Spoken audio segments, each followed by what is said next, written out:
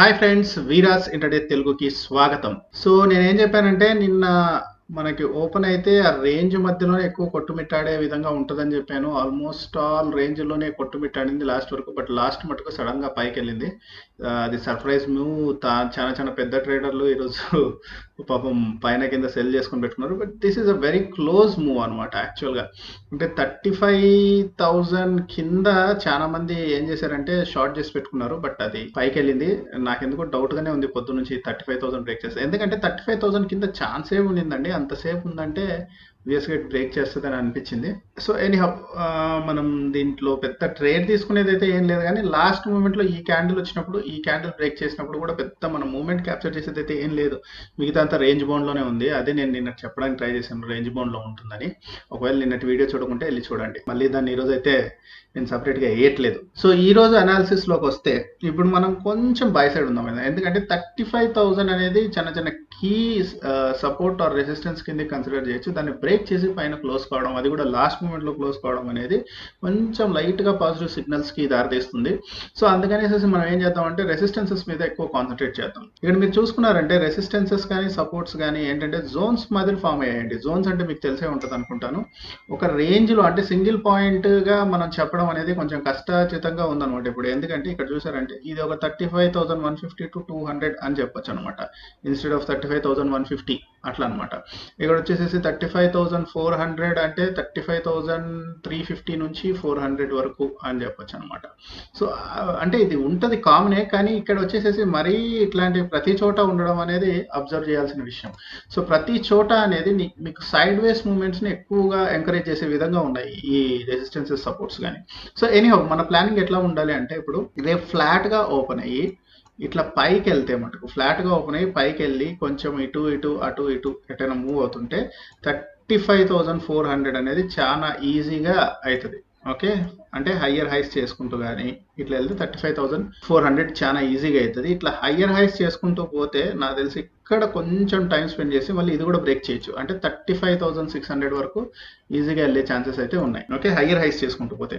అలా కాకుండా ఫ్లాట్గా ఓపెన్ అయ్యి మనకి కొంచెం ఇక్కడెక్కడైనా టైం స్పెండ్ చేస్తుంటే అప్పుడు ఏం చేయొచ్చు అంటే 35,400కి వెళ్ళొచ్చు. ఇక్కడ కొంచెం రెసిస్టెన్స్ పేజ్ ఇది అంత ఈజీగా బ్రేక్ చేయలేకపోవచ్చు అనమాట ఇట్లా టైం స్పెండ్ చేస్తే. ఎందుకంటే ఇక్కడే టైం స్పెండ్ చేసి దీన్ని రీచ్ కావడానికి ఇంత టైం తీసుకుందంటే ఇంక ఇక్కడ మళ్ళీ ఆబ్వియస్గా రెసిస్టెన్స్ వచ్చేస్తుంది. సో కొంచెం కిందికి రావచ్చు. అలా కాకుండా మనకి డైరెక్ట్గా గ్యాప్ అప్ అయిందంటే, గ్యాప్ అప్ ఎక్కడంటే 35,400 నుంచి 35,600 మధ్యలో ఎక్కడైనా గ్యాప్ అప్ అయినా ఓకే, దీని అబో ఎక్కడ గ్యాప్ అప్ అయినా కానీ ఫస్ట్ మార్కెట్ అనేది కొంచెం రీట్రేస్ కావాలంటే రీట్రేస్ అయితేనే మంచిది. కొంచెం రీట్రేస్ అయిన తర్వాత ఈ రేంజ్లో ఎక్కడైనా కానీ సపోర్ట్ తీసేసుకొని అది తర్వాత ఏం చేయాలంటే పైకి వెళ్ళాలి. సో మీరేం చేస్తారంటే ఒకటి రీట్రేస్మెంట్లో షార్ట్ అన్నా చేయొచ్చు. ఇక్కడ షార్ట్ చేసి రీట్రేస్మెంట్ అవుతున్నప్పుడు మీరు క్యాష్ చేసుకోవచ్చు. లేదా ఇక్కడ ఒక ట్రెండ్ లైన్ గీసేసి ఇది బ్రేక్ చేసినప్పుడు నెక్స్ట్ రెసిస్టెన్స్ ఎక్కడ ఉందో దానికి మీకు ఆ రెసిస్టెన్స్ని బట్టి మీరు పొజిషన్ అనేది తీసుకోవచ్చు. ఇంకా దీనిపైన ఎక్కడ ఓపెన్ అయినా కానీ మనకేంటంటే అది ఫస్ట్ సపోర్ట్ ఏదో ఒకదాన్ని ఇక్కడే తీసుకోవచ్చు. ఇక్కడే తీసుకొని ఇట్లా రిటర్న్ కావచ్చు, లేదా ఇంకొంచెం కిందికి వచ్చి ఈ మధ్యలో ఎక్కడైనా తీసుకోవచ్చు, లేదా 400 దగ్గర తీసుకోవచ్చు. సో ఎంత గ్యాప్ అప్ ఎక్కువ వస్తే అంత రీట్రేస్ అయ్యే ఛాన్సెస్ ఎక్కువ ఉంటాయి. ఓకే, రీట్రేస్ అయిన తర్వాత పొజిషన్ తీసుకుంటారో రీట్రేస్మెంట్లోనే తీసుకుంటారో. సో ఇది కొంచెం క్రిటికల్ సిచ్యువేషన్ అండి. ఎందుకంటే మార్కెట్ అనేది అట్లా కిందికి వెళ్ళలేకపోతుంది, అట్లా పైకి రాలేకపోతుంది. మీరు చూసారంటే కిందికి వచ్చినట్టు వచ్చి మళ్ళీ పైకి వెళ్తుంది, మళ్ళీ కిందికి వచ్చినట్టు వచ్చి మళ్ళీ పైకి వెళ్తుంది. సో కంప్లీట్ డౌన్ ట్రెండ్ కానీ కంప్లీట్ అప్ ట్రెండ్ కానీ కంప్లీట్గా చెప్పలేకపోతున్నాము. సో డబుల్ సైడ్ ఎటైనా వెళ్ళొచ్చు. సో ఎట్ సైడ్ అయినా కానీ సైడ్ వేస్ తీసుకోవచ్చు.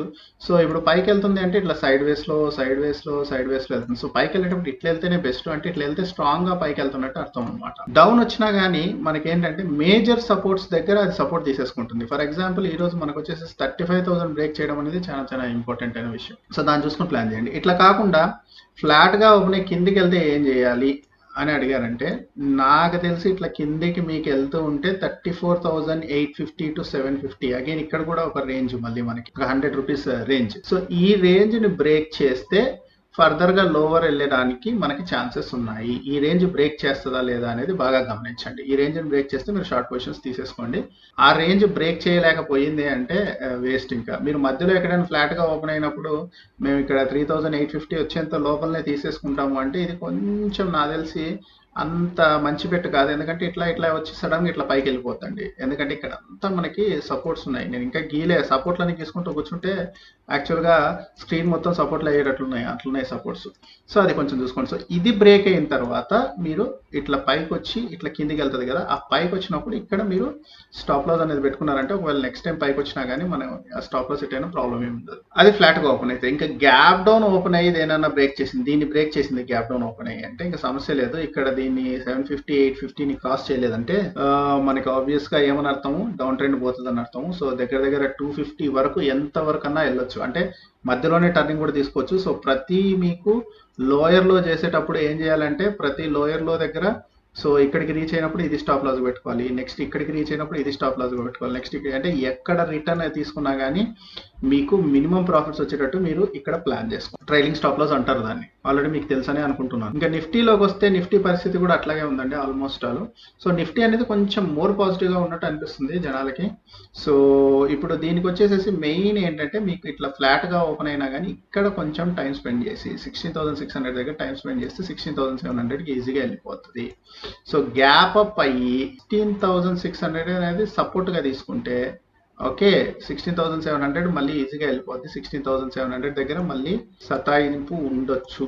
అండ్ 16,700 బ్రేక్ చేయడం అంత ఈజీ కాకపోవచ్చు. 16,600 బ్రేక్ చేసినంత ఈజీ కాకపోవచ్చు. ఓకే సో పైకి కూడా పెద్దగా మనకి ఎక్కువ ఏం లేదు. ఒక 50 పాయింట్లు క్యాప్చర్ చేస్తే గగనం అన్నట్టు ఉంది పరిస్థితి పైన కూడా. అట్లా కాదు గ్యాప్ అప్ అయింది అనుకోండి. ఫర్ ఎగ్జాంపుల్ ఇక్కడెక్కడైనా గ్యాప్ అప్ అయితే అంటే 16,700, 800 మధ్యలో గ్యాప్ అప్ అయితే ఖచ్చితంగా రిట్రేస్ అవుతుందండి. రిట్రేస్ అయ్యి ఎక్కడో ఒక చోట సపోర్ట్ తీసుకుంటుంది. సపోర్ట్ తీసుకున్నప్పుడు ట్రెండ్ లైన్ గీసేసి మీరు దానిపైన ట్రేడ్ అయినప్పుడు మీరు బై పొజిషన్స్ తీసుకోవచ్చు. లేదా రిట్రేస్మెంట్లో గ్యాప్ అప్ అయిన వెంటనే మేము షార్ట్ చేసేస్తామంటే కూడా చేసుకోవచ్చు. But it is somewhat risky. Retracement మీకు బాగా ఎక్స్పీరియన్స్ ఉంటేనే చేయండి. అట్లా కాకుండా ఫ్లాట్గా ఓపెన్ అయిపోయి డౌన్ వెళ్ళింది అనుకోండి. సో ఇక్కడ ఉన్నంతసేపు వేస్తే ఇది బ్రేక్ చేస్తే 16,250 బ్రేక్ చేసినప్పుడే నేనైతే పర్టికులర్గా షార్ట్ పొజిషన్ తీసుకుంటా. మేము ఇది బ్రేక్ చేసినా కానీ తీసుకుంటామంటే తీసుకోవచ్చు. 16,250 వరకు కూడా వెళ్ళే ఛాన్సెస్ ఉన్నాయి. But that's not that much attractive. ఫ్లాట్గా ఓపెన్ అయ్యి కిందికి వెళ్తే గ్యాప్ డౌన్ ఎక్కడైనా అయింది అనుకోండి. గ్యాప్ డౌన్ అయినా కానీ ఇది బ్రేక్ చేస్తేనే. ఇది బ్రేక్ చేసి పైకి వెళ్లకుండా ఇక్కడే ఉన్నా కానీ లేకుంటే లోయర్ లోస్ చేసినా కానీ నేను ఏం చేస్తానంటే పొజిషన్ తీసుకుంటాను. సో ఎంతవరకు వెళ్తుందని చెప్పలేనండి. ప్రతి చోట సపోర్ట్స్ ఉన్నాయి.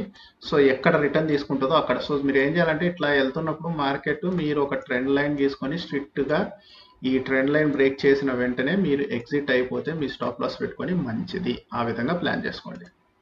సో అదండి ఇవాళ వీడియో. మళ్ళీ రేపటి అనాలిసిస్ వీడియోతో మళ్ళీ మేము ముందుంటాను. అంతవరకు సెలవు. బాయ్.